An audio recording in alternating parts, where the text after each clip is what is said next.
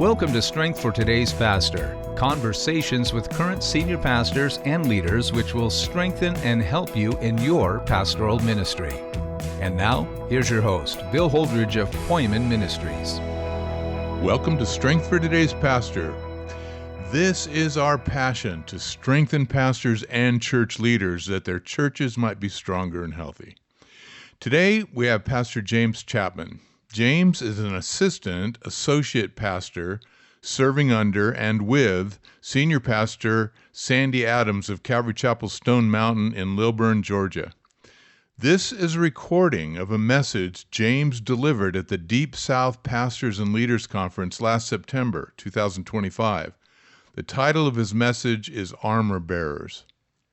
Having served Pastor Sandy for over 40 years, James understands what it means to be supportive to the ministry of the senior or lead pastor. And in this message, James compares the ministry of the armor bearer in the Old Testament to his role as an assistant. This message is highly applicable to elders, to deacons, to board members, staff pastors, and other leaders in the church. I encourage you to spread it around. The text is 1 Samuel chapter 14, verses 6 through 14. So be ready because he jumps right in as he opens his teaching. Enjoy. Begin reading in verse 6. There it says, "Then Jonathan said to the young man who bore his armor, 'Come, let us go over to the garrison of these uncircumcised. It may be that the Lord will work for us. For nothing restrains the Lord from saving by many or by few.' And so his armor bearer said to him, 'Do all that is in your heart. Go then, here I am with you according to your heart.' Then Jonathan said, 'Very well, let us cross over to these men, and we will show ourselves to them. And if they say to us, wait until we come to you, then we will stand still in our place and not go up to them. But if they say thus, come up to us, then we will go up, for the Lord has delivered them into our hand, and this will be a sign to us.' And so both of them showed themselves to the garrison of the Philistines. And the Philistines said, 'Look, the Hebrews are coming out of the holes where they have hidden.' Then the men of the garrison called to Jonathan and to his armor bearer and said, 'Come up to us, and we will show you something.' Jonathan said to his armor bearer, 'Come up after me, for the Lord has delivered them into the hand of Israel.' And Jonathan climbed up on his hands and his knees with his armor bearer after him, and they fell before Jonathan. And as he came after him, his armor bearer killed them. That first slaughter which Jonathan and his armor bearer made was about 20 men in about half an acre."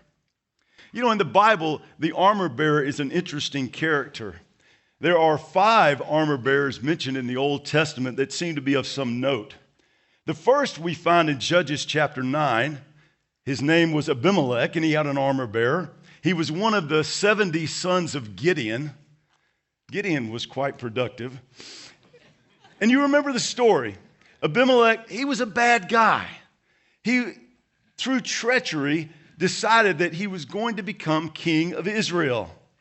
But while he was attacking the city of Thebez, a woman dropped a big rock on his head from the city wall and wounded him severely.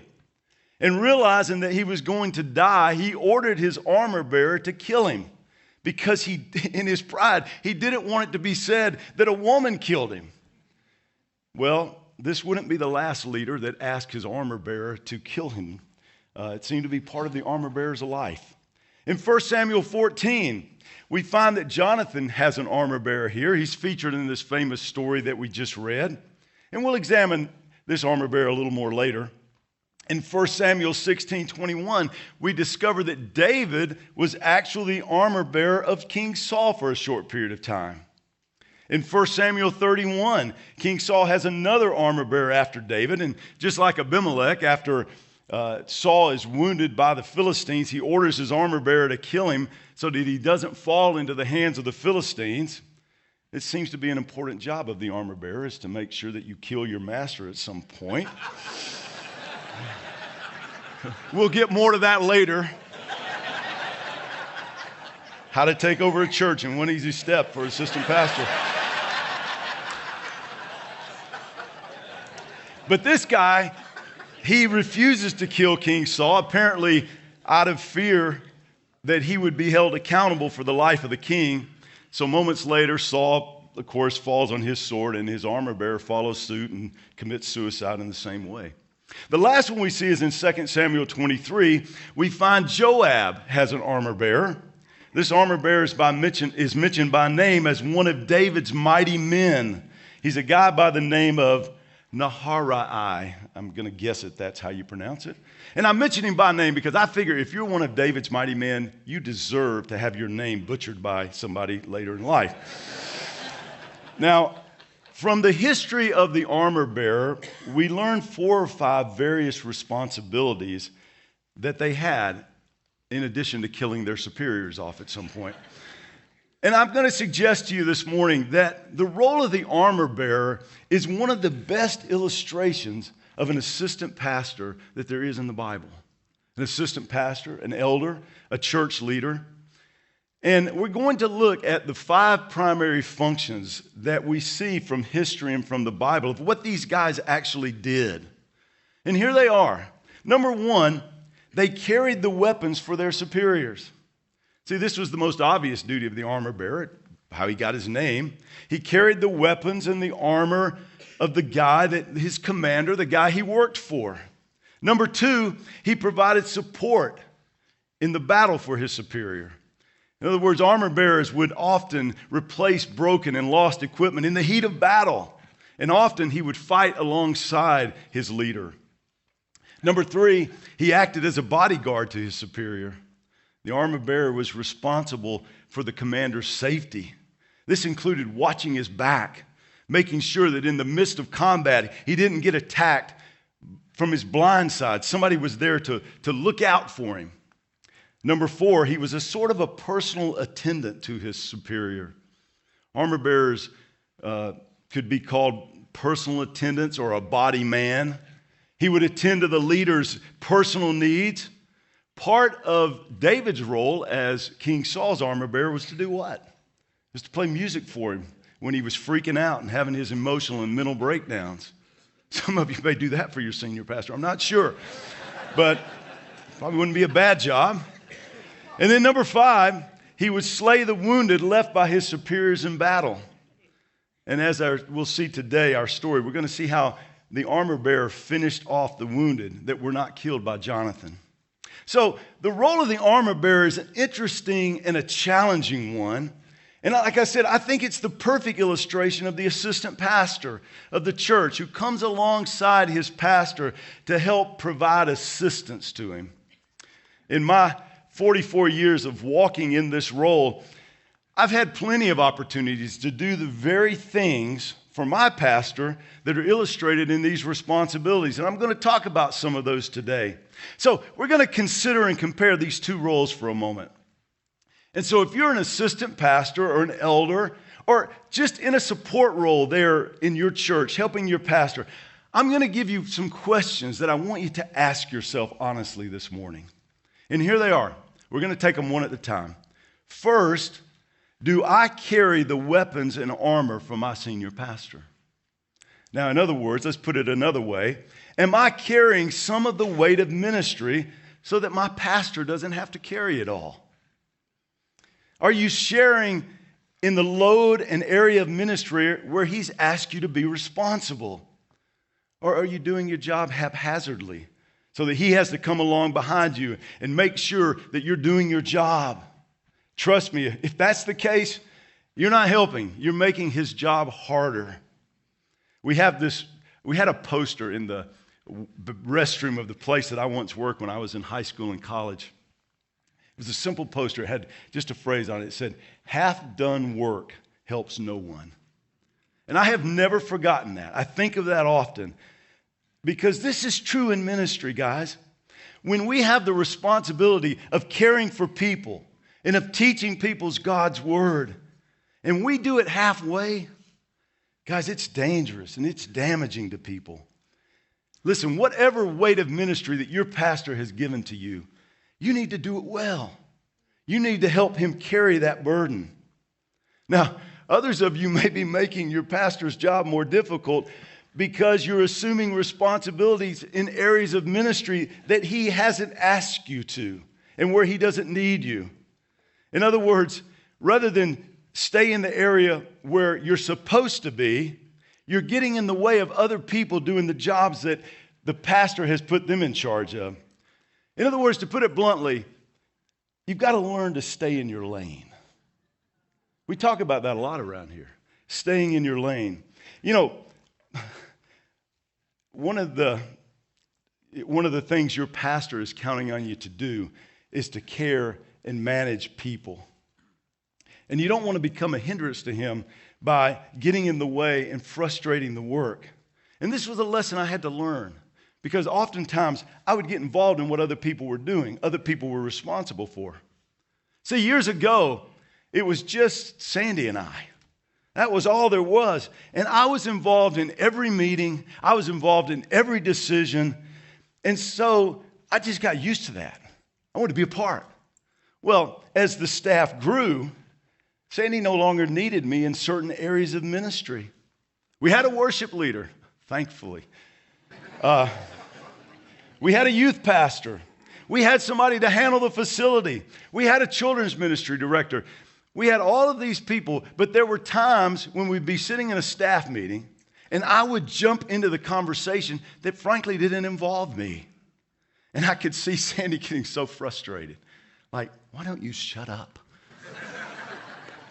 And he was trying to communicate a concern that he had for a certain area of ministry. And by me voicing my thought and my opinion, to be honest with you, it got in the way of what he was trying to communicate. I had to learn to stay in my lane. I had to learn to keep my mouth shut. My opinions weren't always needed. And that's hard to swallow. Guys, sometimes your pastor needs a voice in the room, and sometimes he doesn't need your voice in the room. And a big part of being an assistant pastor is learning when your voice is needed and when it's not. See, I had to learn to stay in my lane of ministry. And I've got plenty of responsibility. I don't want to give you the impression that I don't, just kind of don't do much. I just kind of stay in this lane. One day, Sandy walked into my office and he handed me a single sheet of paper. This was several years ago. And he said, James, this is what I need you to handle, okay? This is your job description. And he handed me a piece of paper. I have it taped on my desk. You can go back there and see it. It's always been there. It said, oversee Calvary Chapel's disciples, dollars, and details. Sandy's always been into wordplay, so I got the wordplay. But guys, that's my lane. Discipleship. I do most of the counseling. I lead the men's ministry. I'm the principal of our elementary school. I lead a weekly addiction group. I'm helping teach at CBI. Dollars. I'm the CFO for the church. I handle the money. Details. Well, that's everything else. No. No. I try to make sure that what Sandy wants done gets done. Sometimes that involves staying out of it. Sometimes that involves getting very involved in it. See, my lane is plenty wide enough. I don't need to assume somebody else's lane. And guys, your pastor has probably given you a lane. Learn to stay in it. Do a good job in that one lane that you've been asked to do. Now, the second question that we need to ask ourselves is, am I supporting my pastor in battle? Or to put another way, am I fighting alongside my pastor, or am I fighting my pastor? Guys, that's an important question, and it's a big difference between the answer to those two things. See, I think too many of us are fighting our pastor rather than fighting the enemies that he's fighting every day. You know the enemies that your pastor's fighting? Complacency in the church. You fighting that one? He's fighting the enemy of grumbling and complaining that are taking place in the church every day. Are you fighting beside him? He's fighting for people in prayer. He's battling to move the ministry forward. He's battling sickness and depression and discouragement in the people around him every day. And maybe sometimes in his own life or in the life of someone on his staff. See, are you fighting those battles alongside him? Or are you just another battle that he has to fight in order to get things done? Too often, I think assistant pastors and elders become just another hurdle that the pastor's got to overcome. He's got to fight through you to get you supporting the vision, his vision for ministry. He's got to battle with you to support his plans that God has given to him. Listen, church leaders, we need to stop battling our pastor, and we need to start fighting the fights that he's fighting. Come along beside him. You know, I think too many elders especially, but also sometimes assistant pastors and other church leaders, think that our job is to keep the pastor in line. Guys, your job is to hold the line against the enemies that are making his job so difficult. Your job is not to hold him back from leading the church in a new direction. Your job is to have his back when the attacks come, and they will come. He's out in front.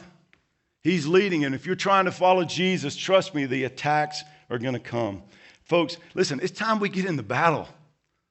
Some of us have been sitting on the sidelines, or we've been fighting the wrong enemy. Guys, we've got to start fighting the enemies that our pastor's fighting. And if you don't know what they are, ask him.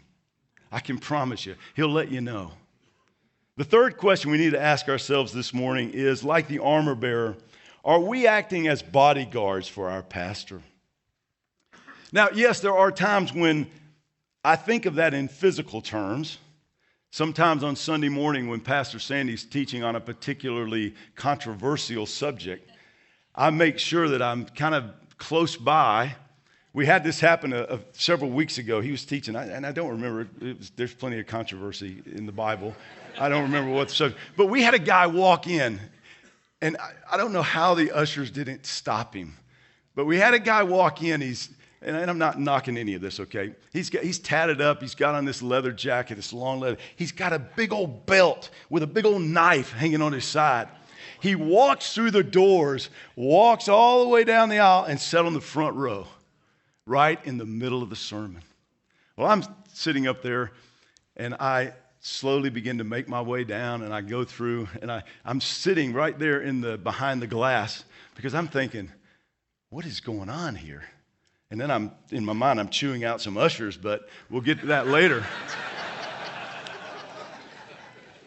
But so sometimes your concern is physical. It turned out the guy was quite harmless.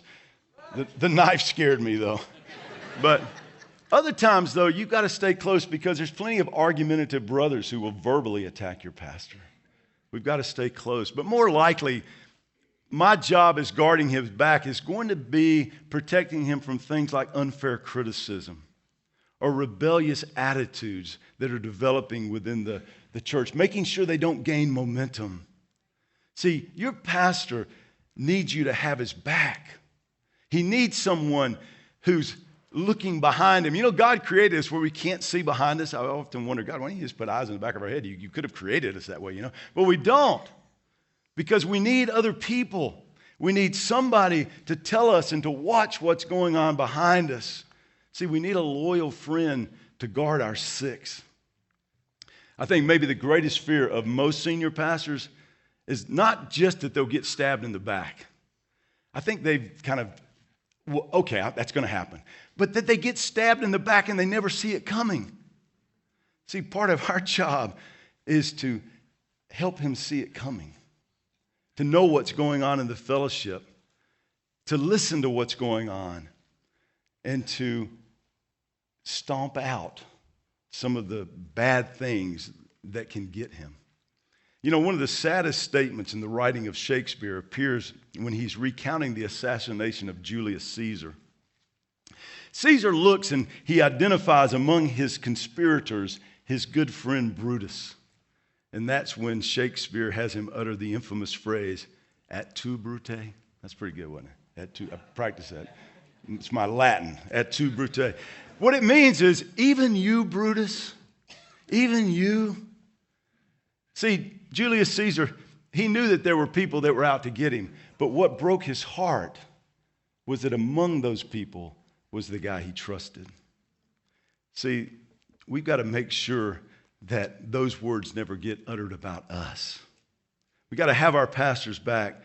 Pay attention to what's being said around the church. Stop the conspirators before they gain momentum in the church, because they're only going to damage your body. Let them know in no uncertain terms when they come to you that you are on your pastor's side. You're not in their corner. Many years ago, I made the mistake, and this was a long time ago, I made the mistake of thinking I could calm down some rebellious members of our church by giving them a hearing. So I went to them and I said, okay, they were some friends. I said, I'll pass away. I'll listen to you. Boy, was that a mistake. Because you know how that was interpreted by them, don't you? James is on our side. Which it wasn't true. But that's what they thought. Because why? Because I listened to them. I heard their concerns. I thought I could play peacemaker. Guys, that doesn't usually work. Guys, what you've got to do is make sure that they know, hey, I'm not on your side. I'm on my pastor's side. I've got his back. And this is going to stop right here. Do you have your pastor's back? The fourth question to ask is, am I willing to be a personal attendant to my pastor when he needs me? Look, my job is to make his job easier. And if that means doing a personal favor for Pastor Sandy, I'm fine with that. Doesn't bother me. If it means running something out to his house so that he doesn't have to leave what he's studying and drive into the church and get it, that's fine. I don't mind. If it means going to his home office and rummaging through his desk drawers trying to find his passport and then driving it. Oh, it gets better. And then driving it to the Atlanta airport so that he can lead a team to Israel. Even if it means driving 95 miles an hour on 285 to get there so he doesn't miss his flight. And yes, that happened. And no, I didn't get a ticket. The Lord was with me. And he made his flight. Guys, don't ever forget, whatever your role in the church is, that especially if you're an assistant pastor, though, your job is to assist him. Don't gripe and complain when he asks you to do something that you feel, oh, that's beneath me. Guys, just nothing's beneath us. Or when he asks you to do something that wasn't on your to-do list that day. You know, Jesus said the person who's greatest in the kingdom, Gail Irwin taught us, will be the servant of all. And listen, you can't be the servant of all if you won't even be the servant to the person who hired you. Okay? That's a little bit of a problem. Yes, sometimes your job is going to be doing your pastor a personal favor. And I hope you'll learn to find joy in that. Now, the final question that we need to ask yourself today is, do I understand how to slay the wounded enemies that are dying and not quite yet dead? And we're going to come back to this in a few minutes. I'm going to leave you because this needs a little context, okay? So let's go back to our passage in 1 Samuel chapter 14 for just a second. Let's go back to verse 6. Then Jonathan said to the young man who bore his armor, "Come, let us go over to the garrison of the uncircumcised. It may be that the Lord will work for us, for nothing restrains the Lord from saving by many or by few." And so his armor bearer said to him, "Do all that is in your heart. Go then, here I am with you according to your heart." Now, most of you are familiar with the story. King Saul has been hesitant to attack the Philistines because fear had gripped his life. He wasn't a man of faith. And yet his son Jonathan, on the other hand, he's a man of great faith. And boy, he is ready to step out. He's ready to give God a great victory. And I love his faithful declaration where he said, "It may be that the Lord will work for us, for nothing restrains the Lord from saving by many or by few." Now let's step back into our analogy just for a second in talking about supporting our pastors. Here's where you have to help your pastor take a step of faith. See, your pastor gets excited about things. God gives him vision of what can happen in your church, what your church can do. He's thinking big. He's ready to move out.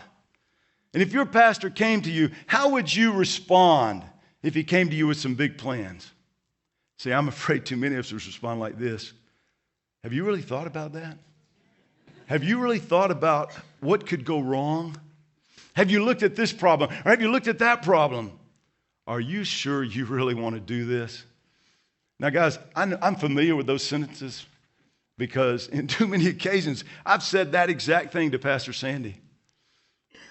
Somehow I felt my responsibility was to point out all the Philistines that were just over the hill to him, as if he didn't know how many were there. You know, oh, that we would respond the way Jonathan's armor bearer responded that day. Do all that's in your heart. Go then. Here I am with you according to your heart. Wow. Guys, I think your senior pastor might faint if you said those words to him. But notice the two statements. They're important. First, he says, do all that's in your heart. In other words, he says, go for it. That sounds like an amazing idea. Notice there's no hesitation in his voice, no lack of faith. See, this armor bearer, he trusted Jonathan, even with his life, because he knows that if this plan goes south, it's going to involve his life. But look at the second statement. He says, I am with you according to your heart. In other words, he's not just encouraging Jonathan to move forward. He's promising Jonathan that he will be right there beside him every step of the way. If one thing will encourage your pastor to move out in faith, it will be to know that somebody's going with him. The reason a lot of pastors just won't go where the Lord wants them to go is because too often they're going alone. Their staff's not even with them. Their elders aren't with them. Listen, if the only time that you're going to go with your pastor is when their plan is very smooth and predictable, you're not going to go very often. Because God doesn't do a lot of smooth and predictable. But see, we need to learn to be right there beside him, even when the congregation opposes what he wants to do. Even when there's resistance coming from the community. Even when your friends at church start questioning his direction and his decisions. This is when too many of us bail. Because like the armor bearer, we don't share the pastor's heart. We don't share his heart for the community. We don't share his faith. We don't share his vision. See, it's one thing to verbally support your pastor. You know, to sit in a staff meeting and go, oh yeah, that's a great idea. Yeah, go for it, Pastor Sandy. We'll be right here. You go for it. Well, it's another thing, though, to catch his vision, to catch his faith, and to say, yeah, that's great. Let's do it. See, your senior pastor may be a man of great faith, but are you a man of great faith, a woman of great faith? See, I think too often we'll follow if we're pretty certain that we're going to win. But if we're not, our faith begins to decrease, and we get nervous, and we get uncomfortable. And guys, if our problem is that we don't trust our pastor, that's an us problem that we've got to deal with. And look, if you've been with your pastor for a given period of time and you can't trust him, do him a favor. Go find a pastor you can trust and let him find men that trust him that will surround him. Guys, you've got to be people of faith. You know, it's interesting. We think Jonathan, when we read this story, we think Jonathan wasn't aware of what could go wrong. As if Jonathan hadn't thought about this. As if Jonathan hadn't thought, you know what? When we go up to these Philistines, there is a possibility that we become the dead guys. Jonathan knew that was a possibility, and he was concerned. He was concerned about his armor-bearer friend. Guys, I know for a fact one of Pastor Sandy's greatest concerns when he's making a decision is not just how it will affect his family, though he is concerned about that. But I know oftentimes his greatest concern is how his decision is going to affect the 20 other families that are employed by our church. That's a heavy, heavy concern. Listen, your senior pastor's carrying a lot of weight in the decisions he's making. He knows the decisions and the weight of those decisions much more than you do. Can you come along beside him and share his faith and trust him and move out with him? Look at verse 8. Then Jonathan said, "Very well, let us cross over to these men and show ourselves to them." The support of the armor bearer freed Jonathan up to move out. And when you support your pastor, it frees him to move out. It bolsters his faith, and he's ready to go. Look at verse 9. "And if they say to us thus, 'Wait until we come to you,' then we will stand still in our place and not go up to them. But if they say thus, 'Come up to us,' then we will go up. For the Lord has delivered them into our hand, and this will be a sign to us." So both of them showed themselves to the garrison of the Philistines. And the Philistines said, "Look, the Hebrews are coming out of the holes they've hidden." You know, I love what Jonathan does right here. He shares his plan with his armor bearer. And just a word to senior pastors this morning. Do your staff and your elders, and maybe even your church leaders, the people that matter to you, a favor and share your vision with them. Share your plan. Talk it through with them. Get them on your side before you jump out and throw it out there to the congregation. You know, I think this is one of the things that I think Pastor Sandy has really done so well with our staff over the last few years is he'll come to us and say, "Guys," especially with the pastors, "Hey, this is what I'm thinking about doing." Or to the elders, "Hey guys, this is what I'm thinking about doing. What do you guys think?" And he shares that vision. He lets him know that he's got a plan. He talks through the plan with us. You know, this will really help get your guys on board with you. See, when he shares his plans with Jonathan, it served two purposes, or with his armor bearer, it served two purposes. First, it assured the armor bearer that the man he is following has a plan, how he's going to do this, that he's thought about it, he's planned it, he's prayed about it. See, Jonathan said, "Hey, if the Philistines respond one way, then we're going to retreat." In other words, if God closes a door here, we'll back off this. But if he doesn't, if God opens the door, then we're going to move forward, we're going to attack. And this served to bolster the armor bearer's faith. Okay, we got a plan here. We're trusting the Lord. We're giving God a chance to back us out of this. Second, it allowed the armor bearer to be a sounding board for Jonathan. In other words, if he had concerns that Jonathan was missing something, this gave him an opportunity to speak up. See, guys, assistant pastors, elders, you want your pastor to listen to your input? Then first you've got to show them that you're on the faith train with them, that you've listened to their plan, that you think their plan has merit, and you're with them. You want a voice in moving your church forward? Then show your pastor that you're moving in the same direction with the same purpose that he's moving. Look, he'll want your voice. He'll want your help. Now, one of the other observations that I want to make here, just to begin to wrap things up, is that too many associate pastors, assistant pastors, they take the attitude, "You'll go and I'll watch." In other words, when I'm sure that God is with you, then I am with you. Guys, that is not faith. Okay, that is not faith at all. We don't need to have that kind of attitude. We've got to follow in faith, and we've got to step out just like our senior pastor's stepping out. Look at verse 12.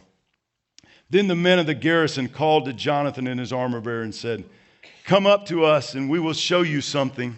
And Jonathan said to his armor bearer, "Come up after me, for the Lord has delivered them into the hand of Israel."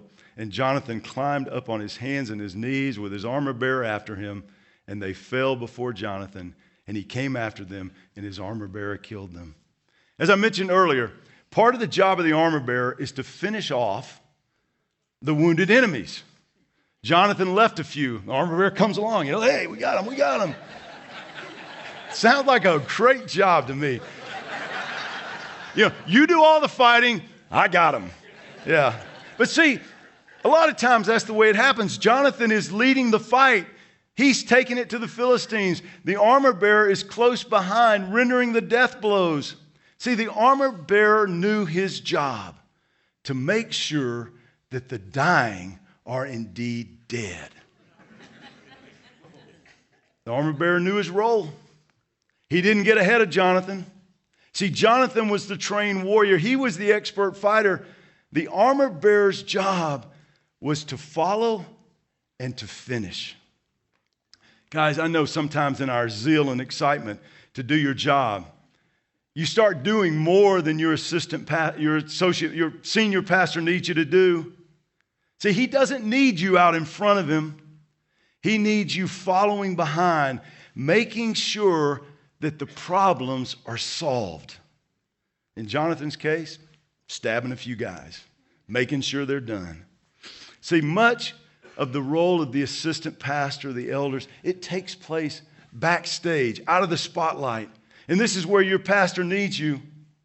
He needs to be out front, not you. He's teaching the word. He's leading the people. Your job is to finish up and to kill all the details. This is what we kill.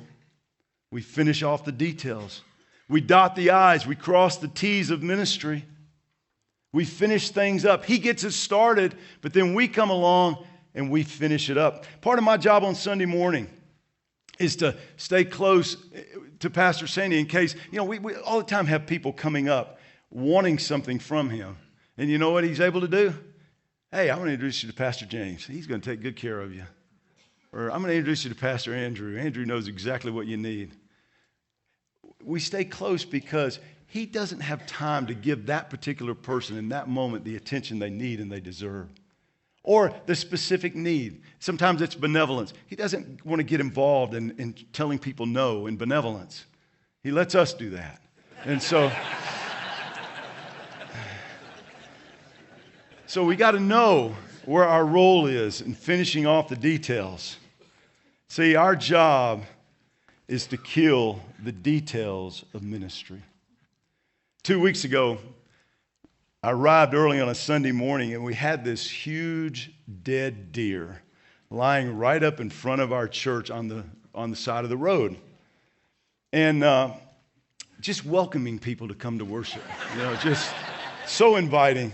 A car had obviously hit it the night before and he's laying there all dead and mushy. And so before Pastor Sandy arrived, and yes, Andrew and I and Matt, we all try to get here before Pastor Sandy arrives, we were trying to figure out how to get rid of this massive carcass. Probably weighed 400 pounds. And it's not as easy as you think to get rid of a dead deer. Okay? A few years ago, we had a dead deer, and you know what we did with him? We put him in the dumpster. Ooh, not a good idea. Do you know how long it takes to get rid of the smell of a dead, decaying deer out of your dumpster? I mean, you had to wear a mask to get within 20 yards of our dumpster for the longest time. So I turned to Andrew and I said, Andrew, go get the gator out of the shed. And so we got the gator, we loaded the dead deer up on the gator, and we took him down here to Killian Hill Road, and we dumped him about a quarter of a mile down the road. See, you got to know how to do these things, guys. It comes through years of experience, okay? See, we knew that Gwinnett County Animal Control would come by and get him, so why not make him more visible for them? It's a busier road. We didn't put him in anybody's front yard or anything like that. Just there on the side of the road, nice and visible. Now, why am I telling you this story? It is because of this. Killing off the problem of the dead deer was what Pastor Sandy needed Andrew and I to do that morning. That was the problem. That was the detail that was really in the way of a good morning of worship.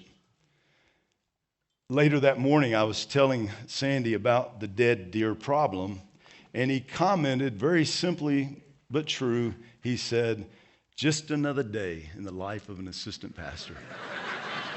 And I said, amen. You've been listening to Pastor James Chapman of Calvary Chapel, Stone Mountain, Georgia.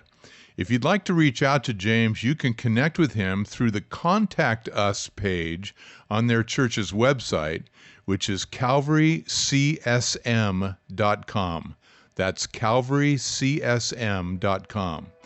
Thanks for listening to Strength for Today's Pastor. This episode is number 181. There are many resources available on previous programs. Please check us out on any major podcast platform or on our website. God bless you all in your service and life with our Savior. Strength for Today's Pastor is sponsored by Pointman Ministries. You can find us at pointmanministries.com. That's spelled Poimen ministries.com. If something in today's program prompts a question or comment, or if you have a topic idea for a future episode, just shoot us an email at strongerpastors@gmail.com.